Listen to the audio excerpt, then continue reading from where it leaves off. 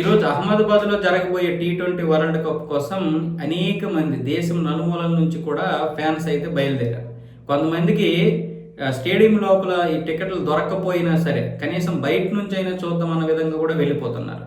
అయితే ఢిల్లీ నుంచి అహ్మదాబాద్కి విమాన ఛార్జీలు కేవలం రూ. 5,000 రూ. 6,000 ఉంటే ఇప్పుడు 15,000 నుంచి 20,000 వసూలు చేస్తున్నాయి. ఒక్కొక్క సంస్థ ఒక్కొక్క విధంగా. కేవలం జర్నీ 1:40 నుంచి 1:50 నిమిషాలు ఉంటుంది. అలాంటిది ఇప్పుడు విమాన ఛార్జీలు పెంచేశారు. కొన్ని విమాన ఛార్జీలు మాత్రమే కాదు, అక్కడ హోటల్ రూమ్స్ ఒక 4,000 5,000 ఉన్నటువంటి ఒక రూము ఇప్పుడు దాన్ని 20 నుంచి 25,000 పెంచేశారు. ఇక 5 స్టార్ హోటల్కి ఎలాంటి రెక్కలు వచ్చాయంటే మామూలుగా 40,000 ఉన్నటువంటి రూమ్ ఈరోజు 2,50,000 పెంచేసి అదనంగా GST కూడా బాధేస్తున్నారు.